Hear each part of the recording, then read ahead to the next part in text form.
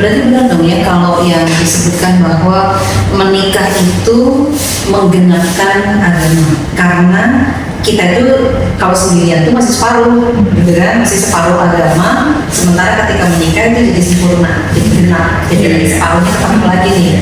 Ya mungkin kalau di dalam versi Islamnya kita punya kelebihan, tapi itu separuh. Nah kelebihan satu lagi itu ada di pasangan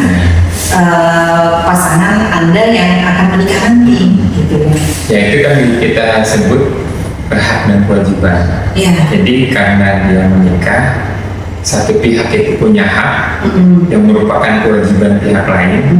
Nah pihak lain itu punya hak yang dipenuhi oleh kewajiban pihak yang lain. Jadi saling memenuhi. Jadi potensi memenuhi hak, nah itu kan tersalurkan seperti itu yang disebut hanya bisa ya, itu ajaibnya syariat Islam berupa rumah tangga. Jadi rumah tangga itu adalah konsep gagasan yang ajaib sebenarnya. Kita itu punya rasa sayang terhadap tidak saja diri kita, tapi orang lain. Nah, yang itu sebenarnya yang menuntut untuk dipenuhi. Nah, tidak saja kebutuhan yang menuntut untuk dipenuhi, tapi rasa sayang itu juga menuntut untuk disalurkan. Nah, ini kan gimana menyalurkan? Nah, orang bisa saja manusia itu dengan kebebasannya, dia bisa sepakat untuk hidup bersama, kemudian tersalurkan. Tapi itu kan ikatan yang kaku. Nah, kalau nggak ada tanggung jawab, dia bisa bersepakat membuat MOU, perjanjian pernikahan, perjanjian hubungan yang bukan pernikahan. Nah, kalau Islam itu punya institusi yang lega, bagaimana dia bisa menyalurkan potensinya, rasa sayangnya, tapi juga dia punya hak yang bisa kemudian dipenuhi pihak lain. Misalnya dirinya sendiri nggak bisa memenuhi itu. Nah itu institusi yang legal dan sangat menggabungkan itu dalam rumah tangga. Nah dua pihak ini yang kemudian bisa menyempurnakan itu. Nah inilah yang gagasan, kita sebut gagasan.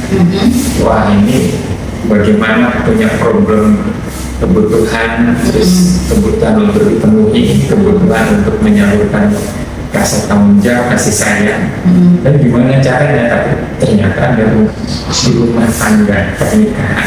Nah itu kan luar biasa, sebuah aturan yang luhur, istimewa. Benar-benar.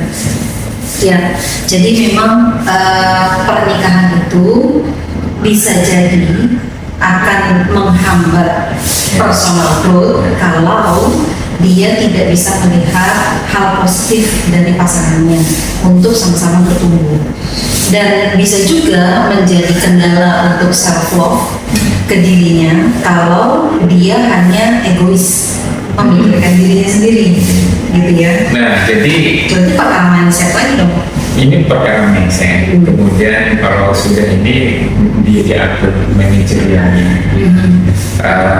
Kalau tidak bisa bareng-barengan, misalnya ya harus bergantian. Nah sebenarnya ini juga harus dipahami ya, bahwa kita ini manusia yang memang punya potensi khilaf salah itu ada. Jadi di dalam perjalanan yang sangat panjang sebagai status seorang suami, statusnya sebagai istri, dia kadang-kadang salah juga. Jadi karena ini bagian frame berpikir juga ya, mindsetnya. Jadi tidak serta-merta pula kemudian bahwa ketika sudah menikah ada ucapan misalnya perilaku dari pasangannya atau suaminya atau istrinya yang menyakiti. Itu bukan berarti pula bahwa dia tidak dicintai misalnya. Oh ini harusnya benar, only me ya, hanya aku yang bisa mencintai diriku misalnya. Tidak juga seperti itu ya. Jadi itu adalah bumbu kehidupan. Nah situlah yang sepanjang perjalanan rumah tangga ya, dia harus dua belah pihak ini saling mencintai. Nah ini yang diupayakan oleh kedua belah pihak. Ya sampai ada hadis ya kalau tidak salah itu, jika ada sesuatu yang kurang menyenangkan di pasanganmu, coba lihat lagi, Dia punya kelebihan di hal yang lain. pasti dia punya kelebihan. Ya betul. Oke.